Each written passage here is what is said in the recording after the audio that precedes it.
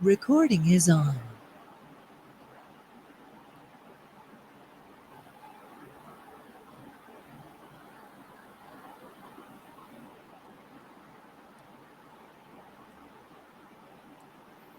So can everyone see the screen? Yes, sir. Okay. So then let's start. So here we'll be doing today about the de Broglie equation. So the de Broglie equation is mainly saying that these electrons, because they are very small in size, they can have both the properties existing simultaneously. So that is for subatomic particles like electron, both the wave nature and the particle nature, both of them can be present simultaneously in a subatomic particle. And he derived the formula to give us the wavelength of that wave nature.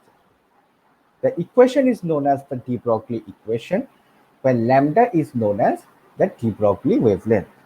So the formula is lambda is equal to h by mv. So according to the de Broglie's equation, electrons can have both the nature. So electrons can have both particle nature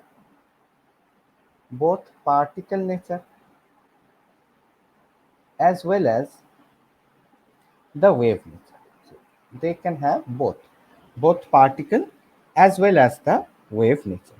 So both particle and wave nature simultaneously exist in subatomic particles. So both particle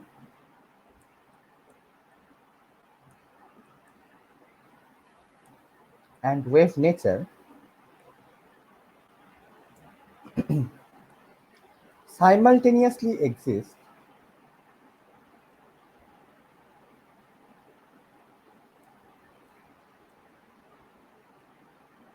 in subatomic particles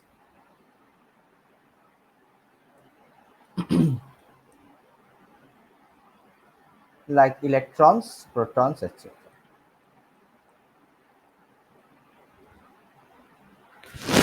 So this object, মানে electron, both wave and electron are existing simultaneously. And de Broglie had basically calculated the wavelength for this wave-like nature of radiation of electron. And the formula was to calculate the wavelength is h by mv. So that means Planck's constant by momentum. So that gave us the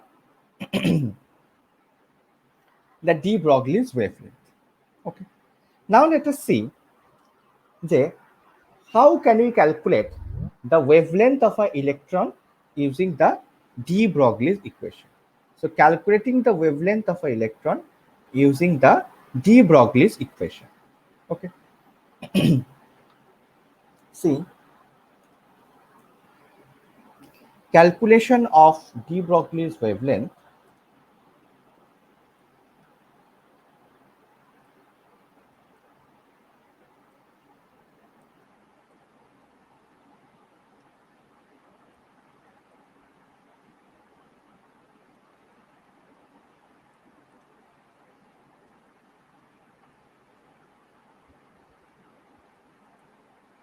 of an electron.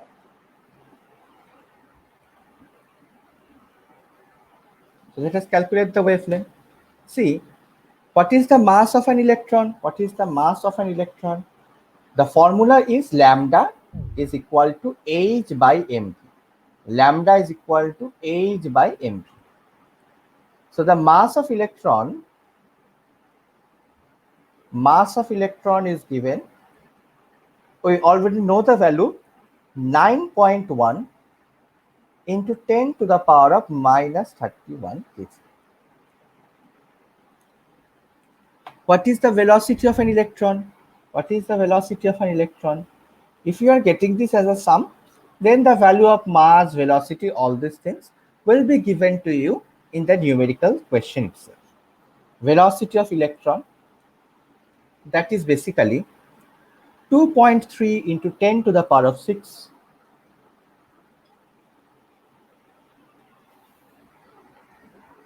meter per second. Okay. Then what is the lambda? So lambda is equal to h by mv. So h is basically 6.626 into 10 to the power of minus 34, Planck's constant. We have already known the value of Planck's constant. Mass is 9.1 into 10 to the power of minus 31 kg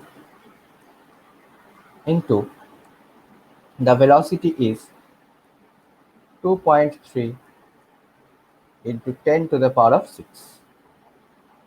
So if you do the calculation, you will get to see that this value is coming at 3.6 into 10 to the power of minus 10 meter. That means you can convert it into angstrom. So in angstrom unit, it will be 3.6 angstrom. So that means, as you can see, that this is a significant value. The value of the wavelength that we are getting is easily measurable. We can easily measure a wavelength of 3.6 angstrom. So that is why electrons follow the de Broglie's equation. So the value of wavelength can be experimentally measured and proved. Thus, de Broglie's equation is verified or applicable for electron. So the value of wavelength obtained, the value of the wavelength obtained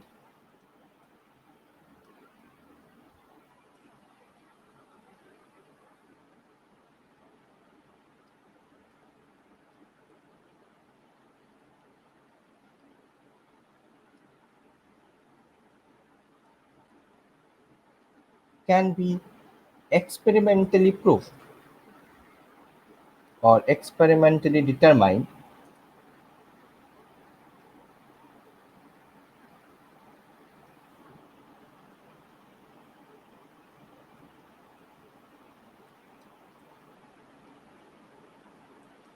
as it falls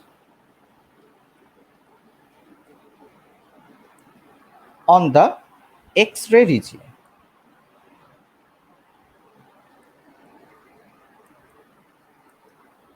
So therefore,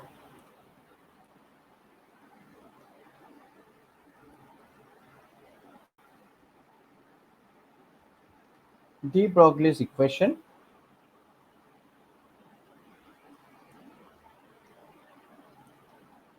is applicable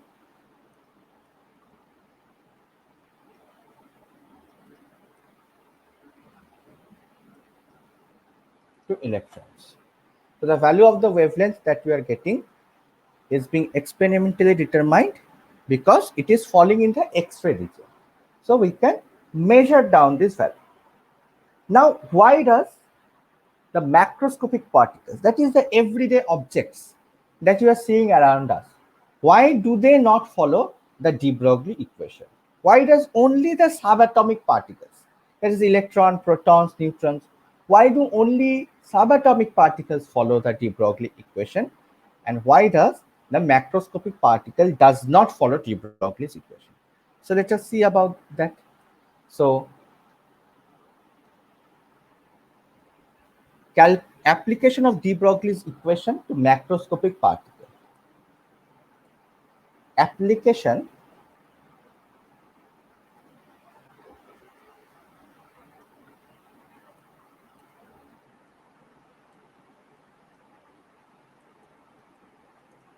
de Broglie's equation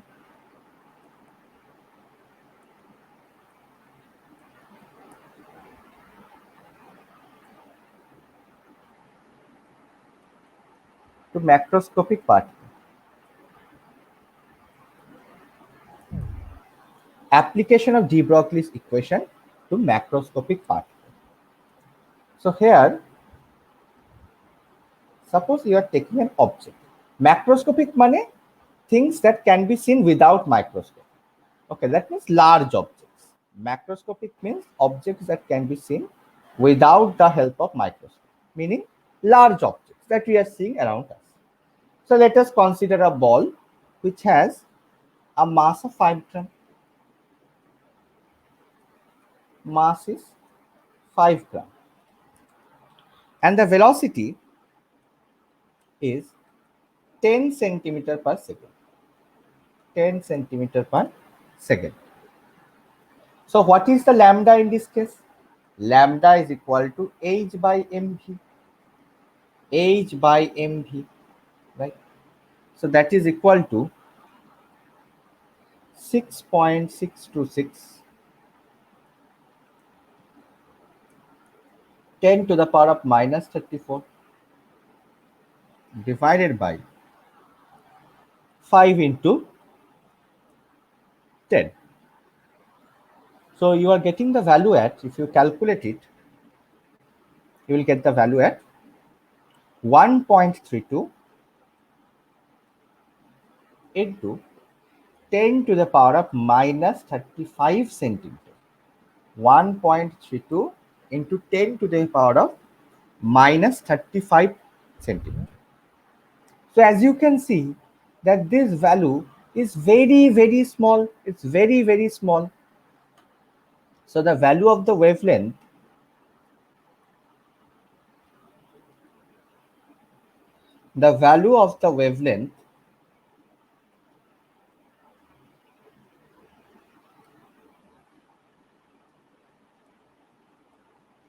is so small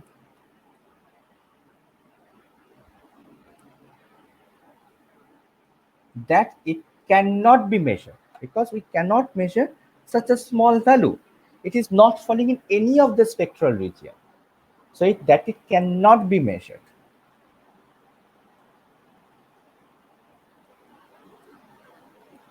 And that is why de Broglie's equation is not applicable to macroscopic particles. So therefore,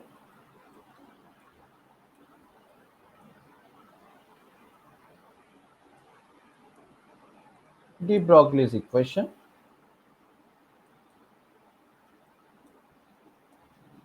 is not applicable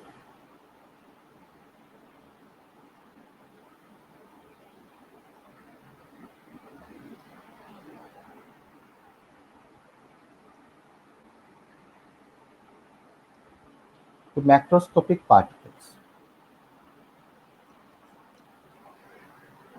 Okay, so that is why we are getting to see when the mass lambda is equal to h by mv. That means the mass of the object is inversely proportional to the wavelength, or lambda is inversely proportional to wavelength.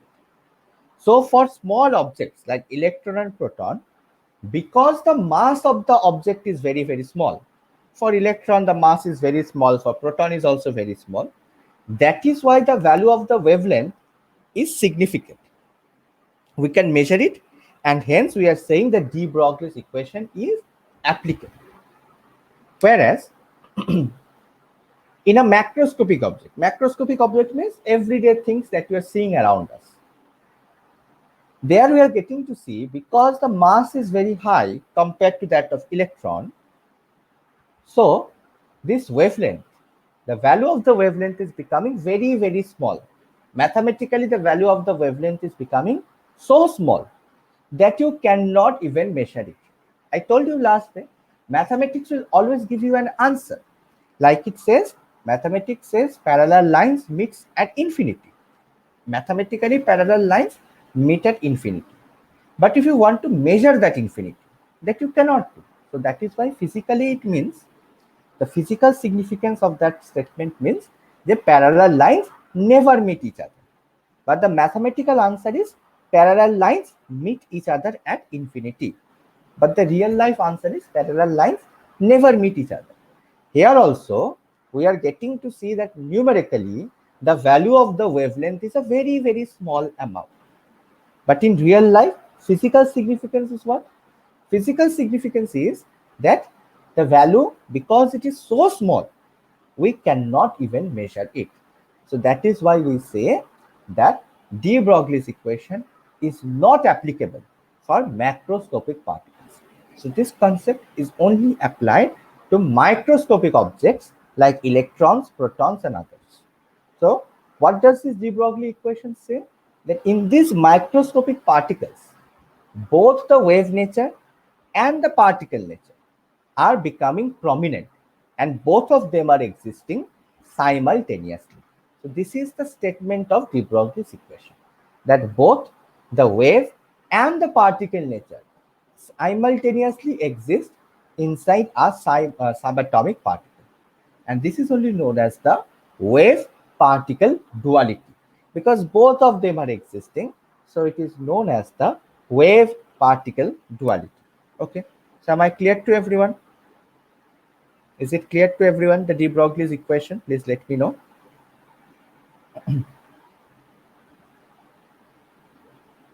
Yes, sir.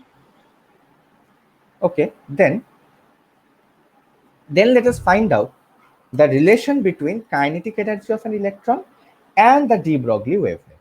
So this is an important formula. The relation between the kinetic energy and the de Broglie wavelength of an electron.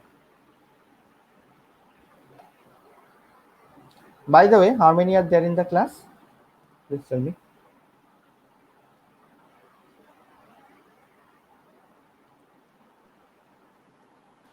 7. Okay.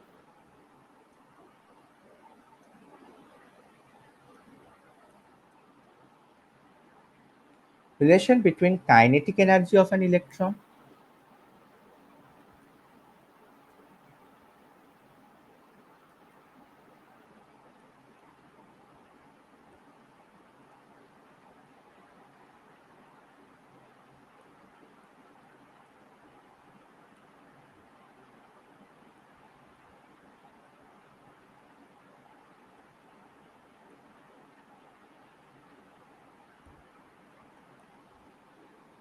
and its de Broglie wavelength. So now we have to find out the relation between kinetic energy and the lambda. So how to do that? Very simple.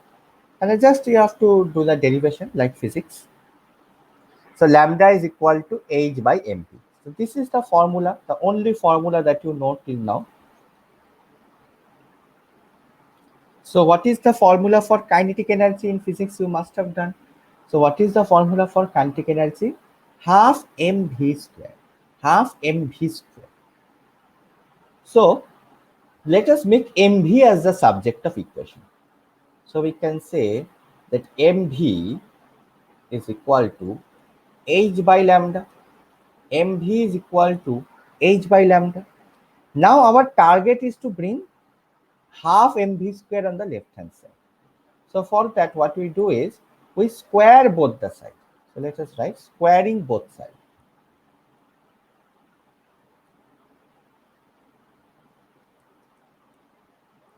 Squaring both sides. What do we get? M square v square is equal to h square by lambda square. We simply square both the sides.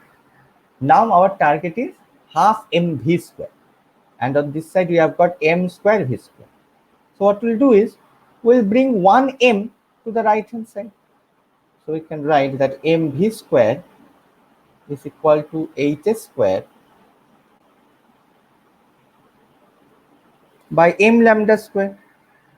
Now let us multiply both the sides with half. So half mv square, that is only our kinetic energy. Half mv square, that is equal to h square by 2m lambda square. 2m lambda square. So as you can see that you have got the relation between kinetic energy and lambda. So what is that? Lambda is equal to, or sorry, kinetic energy is equal to kinetic energy half mv square, that is equal to h square by 2m lambda square. h square by 2m lambda square. So this is the formula. So sometimes in the numericals, what they will do is they will tell you the value of the mass and the wavelength, and then they will be asking you the kinetic energy. So you simply have to put down the values in this formula and do out the calculation. Achha. Now let us find out, let us make lambda as the subject of equation. So let's bring lambda square on the left hand side. So we get lambda square is equal to h square by 2m into kinetic energy. Okay, then so lambda I can write lambda is equal to root over of the entire thing h square by 2m into kinetic energy. So from here we get lambda is h by root over of h square money h divided by root over of 2m ke. So this is called the final formula, the relation between lambda and kinetic energy. So you can get numericals where they will tell you the mass and the kinetic energy, where the mass and the kinetic energy will be told to you. Okay, and you have to find out the wavelength. So this is the standard formula. Lambda is equal to h by root over of 2m ke. So they can tell you the value of kinetic energy and mass in the question, and they will be asking you the value of lambda. So you should be prepared for this type of sums. So the sums are easy, just formula putting sums, but you need to remember all these formulas so that you can apply them. Okay. So naturally, as you can see, this lambda is inversely proportional to the mass of the object. So the lambda, that is a de Broglie wavelength, is inversely proportional to the mass of the object. So that means greater the mass of an object, smaller will be the value of lambda. Also, you can see over here that lambda is inversely proportional to the kinetic energy. So greater the kinetic energy of the object, smaller will be the lambda, smaller will be the wavelength.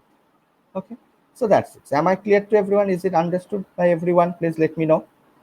The de Broglie's equation, is it clear to everyone?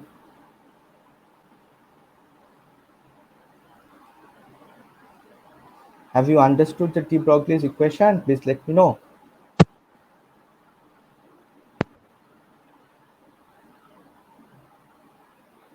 Hello, can you hear me?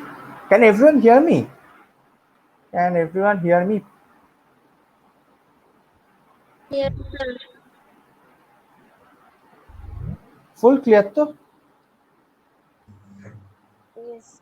I want to like reply from everyone. Harsha, Varsha, Priya, Riya, then Shruti, Snigdha, Abhay. Can everyone hear me? Yes, sir.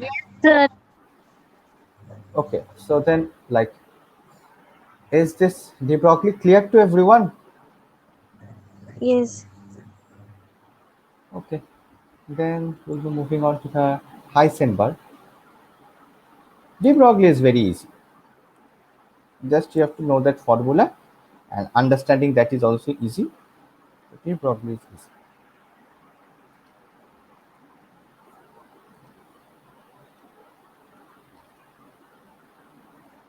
Okay, so this formula is important from here. Lambda is equal to h by root over of 2mke. And the basic formula, the lambda is equal to h by mv, that is also important. Achha. Then let us move on to the next one, which is the Heisenberg's uncertainty principle. Heisenberg's uncertainty principle. So what is that?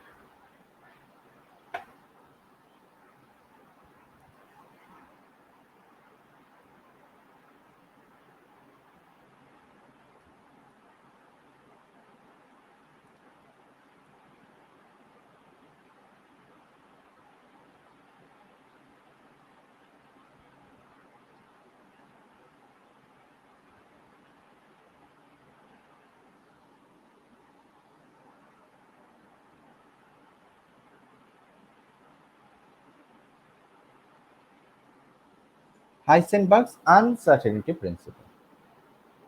So, over here you see an object. Suppose this is an electron, or before electron also, you tell me how do you see an object? What is the principle behind the vision of any object? If you want to see anything, then how do you see that? Suppose there's a pen in front of you. You can see the pen. But how? Why can you see the pen? That is because light is actually falling on the pen. Light is falling on the pen and it is getting reflected. So light is falling on the pen and it is getting reflected. And it is this reflected rays that is coming and hitting your eyes, and thus you can see the image of the pen. So the idea behind any vision is that light falls on the object and it gets reflected out. And you can actually see the reflected light in front of you. You can actually see the reflected light when it is coming and hitting your eyes. That is why we cannot see anything in a dark room. Why? Why do we not see anything in a dark room? Because in the dark room, there is no light. So there is no light to fall on any object around us. And as a result, there is nothing left to get reflected into our eyes. Hence, in a dark room, we do not see anything. So the principle of vision is based on the reflection of light. Now see, if I want to see an electron, when I'm trying to see an electron under a microscope, when I'm trying to see an electron under a microscope, suppose this is the path of electron. So this is the path of electron. And this is our electron. So I'm trying to observe this electron under a microscope. So what will happen? Here also the same principle is there. That is, light will actually fall on the electron and then get reflected to our eyes. Light is falling on the electron and it is getting reflected to our eyes. As a result, we are getting to see the electron. This should have been the normal scenario. But what is happening is that because the electron is very, very small, as you know, the electron is very, very small. It is very small in size, as well as it has a very, very less weight, 9.1 into 10 to the power of minus 31 kg. So it has a very small size as well as a very small weight. As a result of that, the moment light falls on the electron, it is actually pushing the light from its previous path. So suppose this will be the new path for the movement of electron. So the moment light is falling on the electron, the energy of the light particles, that is photons, is sufficient to push the electron from its original position to a new path. Think it in this way. Think of the electron as a bicycle and the light as a bike. So think of the electron as a bicycle and the light particles, that is the photon particles, as a bike, a motorcycle. So the moment a bike goes and hits a bicycle, what will happen? The bicycle will get deviated from its original path of movement. So here also, the moment light is actually striking on the electron is moving out from its path. Thus, what we were actually thinking, the electron was at this position, but as soon as the light has fallen on this, the electron has moved to this position. So that means we had been thinking the electron was over here, but as soon as the light particles has fallen on this electron, the electron, due to the collision with the light particle, has moved out from its original position. Now, if you want to verify this, you will have to again give light on this electron. But immediately, again, as soon as the light falls, the electron will again move away from there. So that means we can never actually see an electron. We can never see an electron in that way. We can never pinpoint, like we had been doing in the Bohr's theory, exactly pointing out the electron. That we cannot do. So we can never pinpoint the exact direction of a exact location of a electron. And that is only the Heisenberg's uncertainty principle. So what does the principle says? That it is impossible, it is impossible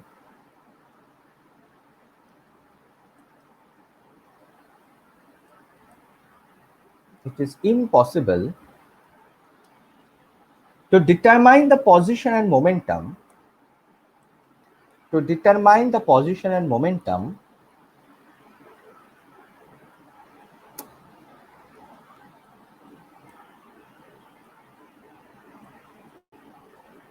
the position and momentum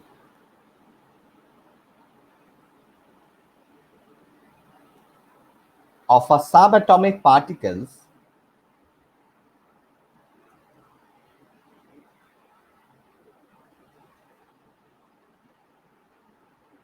So this Heisenberg theory is also applicable only for the subatomic particles, that is particle having a small mass, because only when a bike goes and hits a bicycle, the bicycle can move from its position. But if the object is large in size, suppose a bike is going and hitting a truck, that means now the mass of the object has increased. So naturally that collision will have no effect on the truck. If a bike is going and hitting a truck, nothing is going to happen to that truck. So here also for Heisenberg principle also, it is applicable only for the subatomic particles. Why? Because for the other objects, the value of the mass is so large that it is practically insignificant for a light to move it from its original position. Okay. Anyways, so it is impossible to determine the position and momentum of a subatomic particle simultaneously with equal degree of accuracy. Simultaneously with equal degree of accuracy.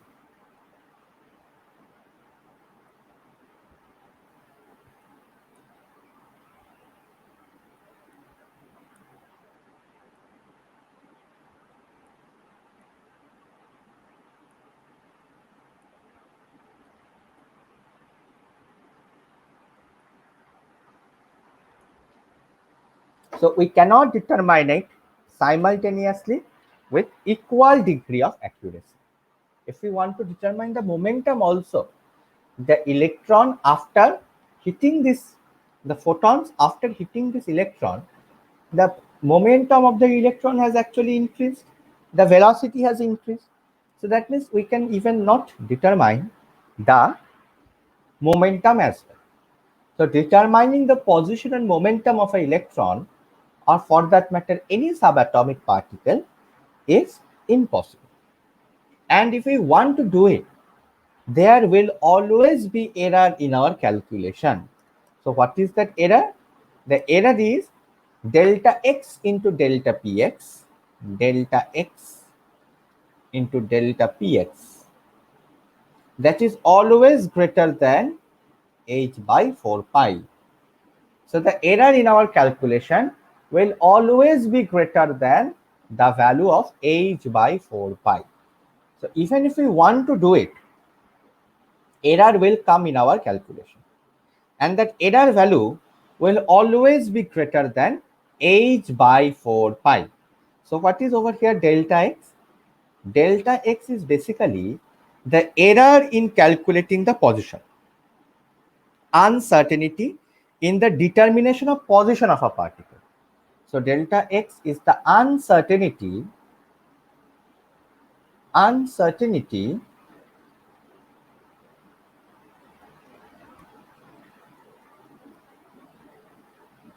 in determination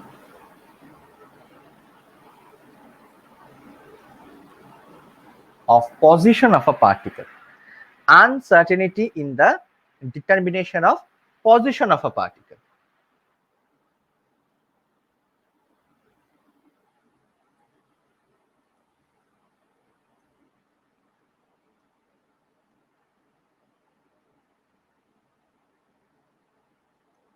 And delta px, that is uncertainty. Uncertainty means the errors, the error that will come up in calculation. Uncertainty in determination of momentum.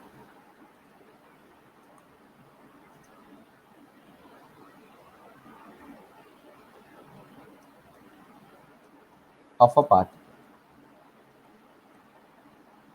So however hard you try, if you want to do this calculation, always error is going to come up in your data. And that is only the Heisenberg uncertainty principle. That means, what is the significance of this equation? So the significance is, so before the significance, let us slightly modify this. As you can see, P means momentum. So this can also be written as delta x into m delta Vx. When we are just breaking the formula for momentum, that is greater than equal to h by 4 pi. So this also can be another variation of the Heisenberg uncertainty principle. Okay. So now, what is the significance of this? What is the significance of Heisenberg? So that means here, initially in Bohr's theory, we had actually been drawing the path of the electron and pinpointing the position of electron. We had been actually directly showing the electrons. The position of electrons were being directly shown by us in the Bohr's theory. But once we get to know about Heisenberg theory, then we can conclude that in reality, we can never show the exact position of an electron. So we can never show the exact position of an electron. Rather, what we can show is basically a probability region. That means we can give an idea where electron will be present, but we can never show a direct position where it is there. For example, suppose a person is moving from point A to point B. Now, what do I mean by the probability? See, the person is moving from point A to point B. Or suppose you are going from your home to your school. Okay. So suppose you are starting from your house and you are going to your school. So this is point A and this is the point B. Okay. So now, suppose, now if someone asks, once you have left towards the school from your home, if someone is asking your parents your exact position, if someone goes and asks your parent the exact position of you, they will not be able to give the exact position. Rather, they can give you a probability. They will say, okay, I do not know the exact position, but it is most probable that he will be in this region. He will be somewhere in between this. Okay, so that is the probability region where your parents are not able to give the exact location. Rather, they are able to give you the probability. If someone goes and asks your parent the exact position of the child when they're moving towards the school, that they won't be able. They can, however, tell you the probable region that he will be judging by the time when he has left for school. At this moment, he should be somewhere in between this region. So that is the probability region. Okay, for electron also, we cannot say it exactly. The exact position cannot be told by us. Rather, we can give a probability region where electron can be present. We can give a space, a region where electrons can be present. So this is the concept of probability region. And what is the concept of exact position? By exact position is, suppose now if your parents flows are like flies a drone, okay? Suppose if your parent is flying a drone over here and observing you. So now if your parents are observing you by a drone, then they can actually see by the pictures of the drone, they can give the exact location of where you are. So that is the concept of exact location, where by like simultaneous observation they can exactly pinpoint where you are. But probability will be there when they cannot see your exact position, rather they are giving a region where you can be there, the maximum probability. So for electron also, we cannot tell this exact position. And why we cannot tell? That we have already understood. Rather, we can only give a probability region. So the significance of this Heisenberg is that it is basically totally disregarding our previous known knowledge regarding the orbits. So everything that you had known about orbits and the electrons being drawn around them, that is being completely disregarded by the Heisenberg's principle. So Heisenberg's principle is saying that all those things are completely wrong because we can never pinpoint the exact position of an electron. And why? The explanation of the why, that we have already done, because the moment we put light on that electron, the position of the electron is changing. So as a result, we can never identify the exact position of an electron. Okay, so this is our Heisenberg's uncertainty principle. So this is also applicable for microscopic particles, that is the subatomic particles. For large particles, you do not get to see the Heisenberg's uncertainty principle. Okay, so am I clear to everyone? Please let me know.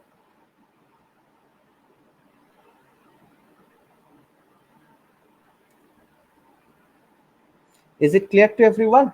Heisenberg's uncertainty principle.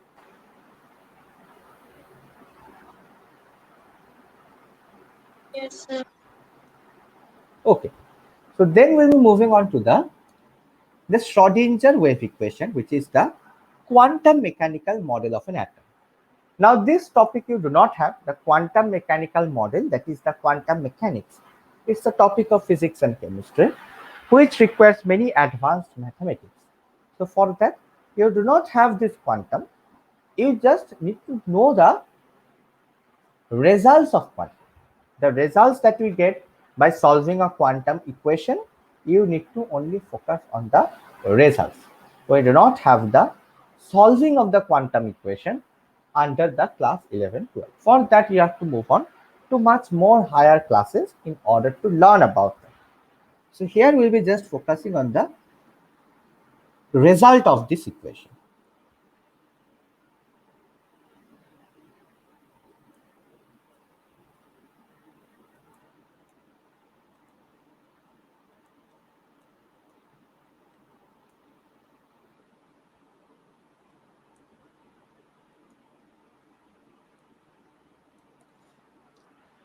Quantum mechanical model of atom. So for this, you have the Schrodinger equation. Schrodinger equation. So basically, the entire structure of how an atom looks, that is hidden in this equation. So if a person can solve this equation, he can open the secret about how an atom is actually looking. Schrodinger wave equation. So I will write down the equation. This is only for your reference of how the equation is looking. You do not need to know it. So the equation is basically del square psi divided by del x square plus del square psi divided by del y square plus del square psi divided by del z square plus 8 pi square m divided by h square into E minus V psi that is equal to 0. So this is the equation, the Schrodinger wave equation. And if you can solve this equation, then only you can get to how an atom is actually looking. And the solution to this equation will be, now this is a time independent equation. That means this equation is not dependent on time. But yet there are more complicated Schrodinger equation which depends on time. So actually you have to solve those in order to get to the final answer. But this is a simplified form of Schrodinger equation. For hydrogen atom, like this equation becomes, for hydrogen atom, this equation becomes, do not go on to remember this equation or memorize them. This is just for reference. The equation for a hydrogen atom becomes, this is a general equation. For specifically hydrogen atom or any atom, the equation becomes 1 by r square del by del r into r square into del psi by del r. So now this d that I am writing in a bit stylized way, those are known as del. So you must have heard in mathematics, you have a chapter called differentiation. There is a chapter called differentiation in mathematics. So this del represents the partial differentiation. So it is not differentiation, rather it is partial differentiation. So that is a subtopic or another chapter inside that differentiation. I think you do not have partial differentiation in class 11, 12. Plus 1 by r square sine theta into del by del theta into sine theta into del psi by del theta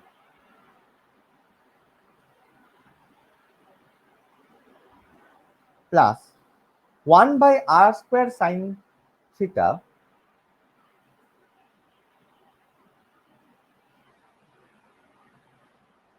into del square psi by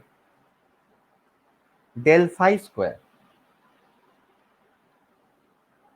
plus 8 pi square m by h square into E minus the potential energy EP into psi that is equal to 0. So this is the equation that you need to solve. Now why did I write this equation? Because I want to write the solution also. So the solution of this equation will be, if you solve this differential equation, this is a differential equation. You have differential equation in mathematics in your class 12. So you have from calculus differentiation, integration, and then you learn about differential equation. So this is a differential equation, although this is a second order differential equation. And what we have in our class 11, 12 syllabus, that is only a first order differential equation. So anyways, now if you solve it, if you solve this, what are you getting? The value psi is equal to, the psi is equal to r n comma l into r into h l comma m into theta into phi, this is capital phi, m into phi. So this is the solution of this equation. Now I do not expect you to understand any of this because these things are very, very advanced at our level. But what I want you to focus on is, from this solution of the equation, we are getting certain terms. And what are they? Is n, l, m. So as you can see, we are getting certain terms from the solution of this equation. That is n, l, and m. So in the remaining part of the chapter, our focus will be to learn about what this N, L and M represents. I told you that we do not have the solution of this equation, but rather we have to focus on the results that we can get from this solution. We do not have the derivation of how we are getting to the solution. We just have to focus on this N, L and M. What do they mean? What are their significance? How they helps us to know about different things inside the atom. That will be known by us in our upcoming classes.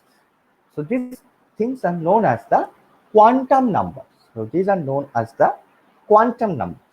So to give a brief idea of what is the quantum number, so quantum numbers are like the address of an electron.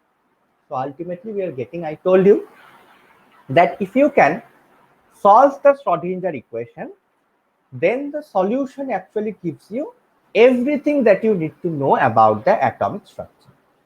So as you can see over here, that from the solution, we are getting these quantum numbers. Now, what are they? Quantum numbers are the address of an electron. The quantum numbers are the address of an electron. Just like as you have, every one of you have a unique address, like suppose a house number, then the locality where you are there. There you put North Andaman, then you put Andaman, and then you put your pin code, right? So that is your complete address. So here also, for electrons, we also need different parameters. Like for determining your address, you need different parameters. If you only write Andaman, then nothing means, because there are thousands and thousands of people living in Andaman. So if you only say that your address is Andaman, that is not a complete information. That is correct, but that's not a complete information. You have to say all the parameters. The parameters mean first house number, or if you have anything as such, or house name, then the locality where you are there, then the area in Andaman, and then you say the total thing is present in Andaman, right? So here also, so that's the this is the parameters on which you need to say the your address, and these parameters are same for every person. If I am to say my address also, that will also be based on this particular parameter only. I will say my house number, then the locality where I am living, then the district, and then I will tell the state. So here also, for the electron also, there are certain parameters on which the address is defined, and those parameters are only known as the quantum numbers, like N, L, M. So these are basically different parameters based on which the address of an electron is determined. So we have four quantum number, N, L, M, and another one is S. So S does not come from this equation. S comes from a different equation. But yes, we have four parameters for defining the address of an electron. And these four parameters together are known as the quantum numbers of a particular electron. And just like, see, if you write your address, then anyone in the entire world can actually exactly go and find where you are living, right? If you write down the address, then anyone in the world can understand that, because address is pretty basic, it is universal. Anyone can go and find you. So here also, once you give the quantum number of an electron, then that gives us an idea of where the electron is present. We can get every possible idea about that electron just by the quantum numbers. Okay, so that's it. So this is the idea behind quantum numbers, which we'll be doing in our upcoming classes. But are the basic idea of quantum number clear to everyone? Is the basic idea of quantum number clear to everyone? Because then in the next class, we'll be directly starting with quantum numbers. So is the idea of quantum number clear to everyone? Please let me know. Have you understood the idea behind quantum number? Yes, sir. Okay. What about the others? Is it clear? Have you got the basic idea of why you are using these quantum numbers and all?